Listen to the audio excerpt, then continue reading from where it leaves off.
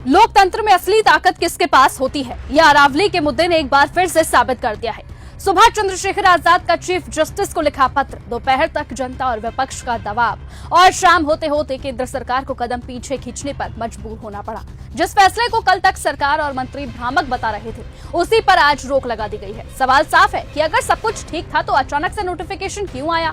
यह सिर्फ एक नेता की जीत नहीं, ये उन करोड़ों लोगों की जीत है जो अरावली को उत्तर भारत की लाइफलाइन मानते हैं, जो ये जानते हैं कि यही पहाड़ रेगिस्तान को रोकते हैं, भूचाल से बचाते हैं और पर्यावरण को संतुलन देते हैं। सरकार सुप्रीम कोर्ट के आदेशों की आड़ लेकर खनन का रास्ता खोलने चाहती थी, लेकिन अब जनता सड़कों पर उतर आई। विशेषज्ञों ने चेताया और जब चंद्रशेखर आजाद जैसे नेताओं ने सीधे संवैधानिक रास्ते से सवाल दाग दिया तो नतीजा नई खनन लीज पर रोक निकली, अतिरिक्त प्रतिबंध और अरावली संरक्षण की बातों पर मोहर लगी। भले ही सरकार अपनी पीठ थपथपाए, लेकिन सच यही है कि जनता के आगे सरकार को झुकना पड़ा।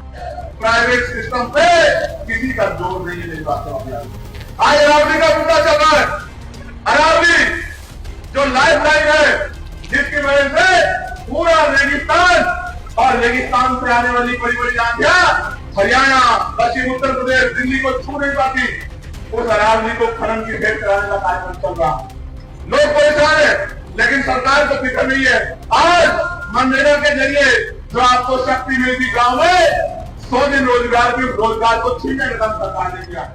चंद्रशेखर आजाद जैसे नेताओं के आगे सत्ता को झुकना पड़ा और यही वजह है कि लोग अब ये कह रहे हैं कि जब बात हक की हो, पर्यावरण की हो, भविष्य की हो, तो सांसद साहब जिंदाबाद। अरावली की परिभाषा बदलने वाले सुप्रीम कोर्ट के हालिया फैसले ने उत्तर भारत की राजनीति में उबाल ला दिया है। इस मुद्दे पर केंद्र सरकार और विपक्ष अब आमने सामने आ गए हैं।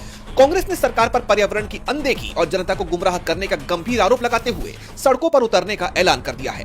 इस बीच कांग्रेस के राज्यसभा सांसद जयराम रमेश ने सरकार की मंशा पर सवाल उठा दिए। उन्होंने एक्स पर पोस्ट किया, अब ये बिल्कुल साफ हो गया है कि अरावली मुद्दे पर केंद्रीय पर्यावरण, वन एवं जलवायु परिवर्तन मंत्री सच को पूरी तरह नहीं बता रहे हैं और जनता को गुमराह कर रहे हैं।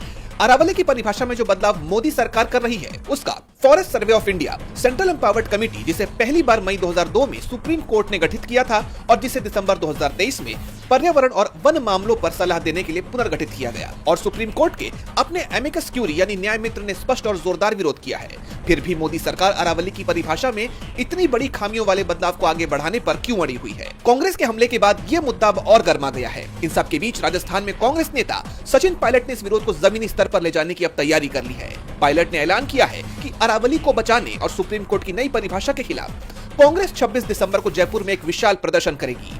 विपक्ष के हमलों के बीच केंद्र सरकार ने स्पष्ट किया कि नई परिभाषा का मकसद नियमों में एक रूपता लाना है। सरकार का कहना है कि खनन को नियंत्रित करने के लिए एक स्पष्ट और वस्तुनिष्ठ परिभाषा जरूरी थी ताकि सभी राज्यों में नियम समान रहें। दरअसल केंद्र सरकार की सिफारिशों के बाद अब अरावली पहाड़ी उसे माना जाएगा जो आसपास की जमीन से कम 100 मीटर यानी 328 फीट ऊंची हो।